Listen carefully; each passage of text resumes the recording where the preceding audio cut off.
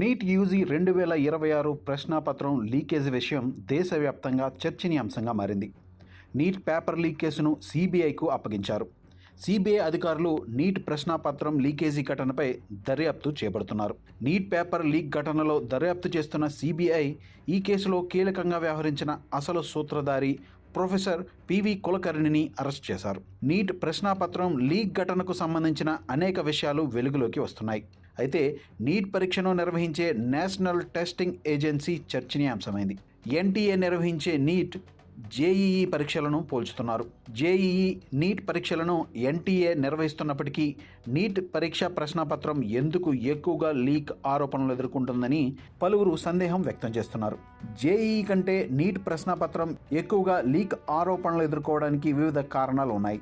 Neat పరీక్ష pen paper విధానంలో జరుగుతుంది. జేఈఈ పరీక్షా విధానంతో పోల్చుకుంటే నీట్ మల్టిపుల్ ఛానల్స్ ద్వారా జరుగుతుంది. ప్రశ్నపత్రాలను ఆన్లైన్ ద్వారా కాకుండా ఫిజికల్గా రవాణా చేయడం, స్టోర్ చేయాల్సి ఉంటుంది. ఈ కారణం వలన నీట్ ప్రశ్నపత్రాలు లీక్ అయ్యే అవకాశం ఎక్కువగా ఉందని నిపుణులు చెబుతున్నారు. నీట్ యూజీ పరీక్షకు హాజరయ్యే విద్యార్థుల సంఖ్య మరొక కారణం. ప్రతి ఏడాది సుమారుగా 20 లక్షలకు పైగా అభ్యర్థులు నీట్ యూజీ పరీక్షకు హాజరవుతుంటారు. దీనివల్ల భద్రతను పర్యవేక్షించడం కష్టంగా మారుతుంది. సీట్లు పరిమితంగా ఉండడం వలన నీట్ పరీక్షకు పోటీ కూడా ఎక్కువగా ఉంటుంది. దీంతో పలు కోచింగ్ సెంటర్లు ఎక్కువ మోసాలకు పాల్పడుతుంటారు. ఇంజనీరింగ్ కేటగిరీకి చెందిన అభ్యర్థులు జేఈఈ మెయిన్స్ పరీక్షకు హాజరవుతుంటారు. ఈ పరీక్షను కంప్యూటర్ బేస్డ్ టెస్ట్ మోడ్ ద్వారా నిర్వహిస్తారు. కాబట్టి పేపర్ లీక్ జరిగే అవకాశం చాలా తక్కువగా ఉంటుంది.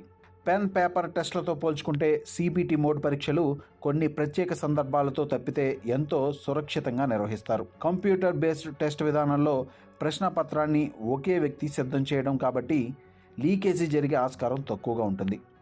సిబిటి విధానంలోని ప్రశ్నపత్రాన్ని చాలామంది నిపుణులు కలిసి తయారు చేస్తారు. సిస్టమ్ కూడా క్వశ్చన్స్ స్వయంగా ఎంచుకుంటుంది. ఇందులో మనుషుల ప్రమేయం చాలా తక్కువగా ఉంటుంది. దీనితో పాటు నిర్దిష్టమైన పరీక్ష సమయానికి మాత్రమే ప్రశ్నపత్రం అందుబాటులో ఉంటుంది. ఆన్లైన్ విధానంలో జరిగే పరీక్షా విధానంలో భారీ స్థాయిలో ప్రశ్నపత్రాలు ప్రింట్ చేయడం, ట్రాన్స్పోర్ట్ చేయడం వంటి అవసరం ఉండదు కాబట్టి ప్రశ్నపత్రం లీకేజీకి అవకాశం ఉండదు. సిబిటి విధానంలో ఒక్కో షిఫ్ట్లో వేరువేరు ప్రశ్నపత్రాలను రూపొందిస్తారు. దీని ద్వారా పెద్ద ఎత్తున లీకేజీలు జరగకుండా నిరోధిస్తుంది.